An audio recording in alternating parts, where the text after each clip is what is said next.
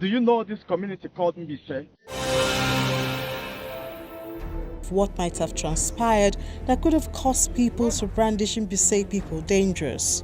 Understanding the twist and genesis of Mbaise's ailments and its true connotation, I am Nelson Chinemere Makachuku. Alright, Mbaise is my root and the only home I have and know as far as I live. And as an indigenous person of this daring community, I am inclined to the in-depth knowledge of its origins. Mbaise, a daring community in a daring nation. I call it Mbaise the Daring City.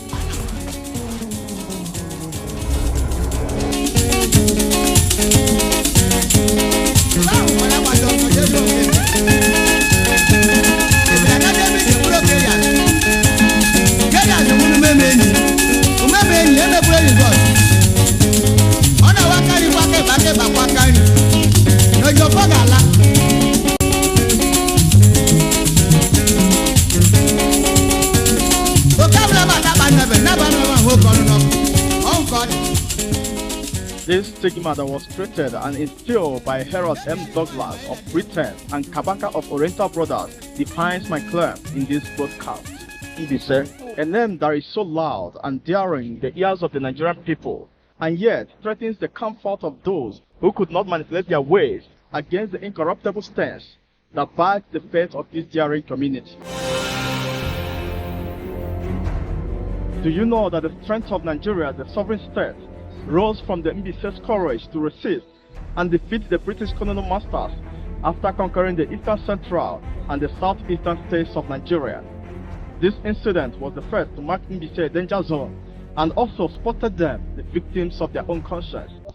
This community has been humiliated for a long time for actions they should be celebrated and honored for.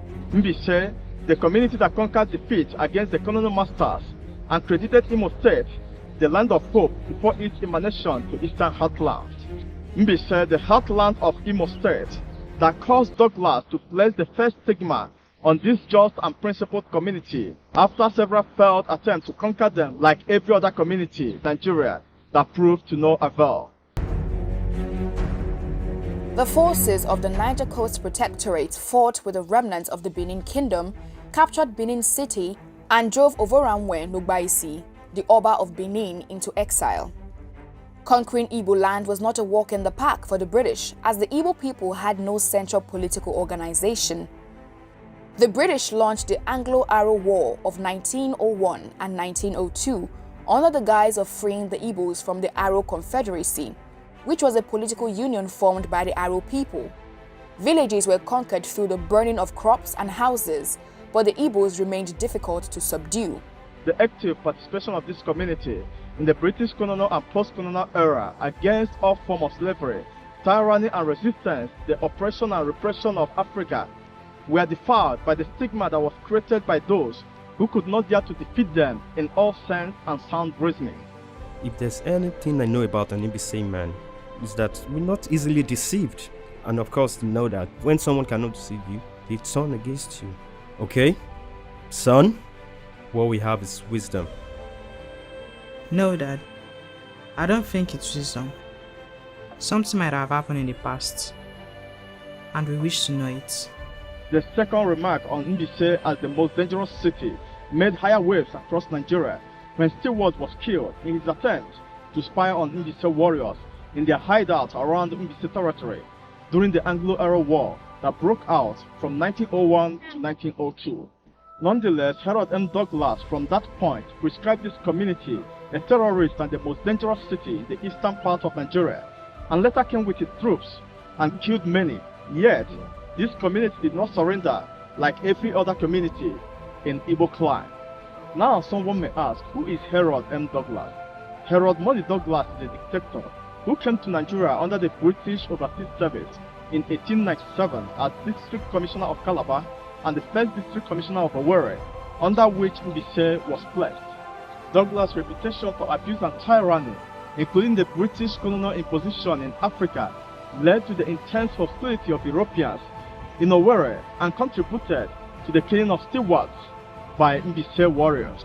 The Dr. Warrior, Kabaka and Mbaise's next saga only amplified the dot in a circle that was drawn decades ago by those who wished to be like the Mbaise who in those days worked with one mind, spirit, and soul to the envy of others.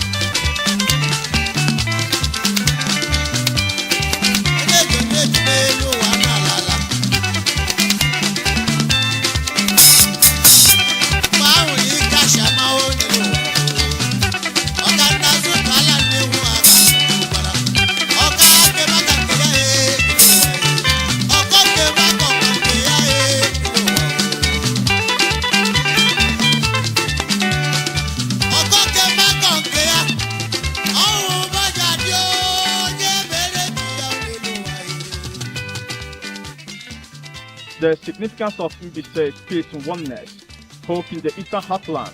Mbaise defeated giants against the suppression of oppressors with a unique aura that is so there. Mbaise community is the most significant fraction of the movement that earned Nigeria the giant of Africa. An average Mbaise indigene will not look for anyone's trouble, but they have a bitter and dangerous venom against anyone that tries to outsmart them. Hence, Mbaise the daring city. Do you know Ojukwu was not able to declare the Biafran War until he consulted with the Mbaise warriors and get their full support to begin war? Do you know that the Biafran War was declared in Ahara in Mbaise by Ojukwu himself and was called the Ahara Declaration? Do you know that the late Ikemba himself came to Ahara in Mbaise in 2003 to thank them for their immense support to the struggles of the Igbos? The principles of war against injustice, terrorism, and sabotage are the qualities that represent the faith of this daring community. Of course, there are criminals in every community. At the same time, crime is not a resident of any society and should not be used to determine the character of any community.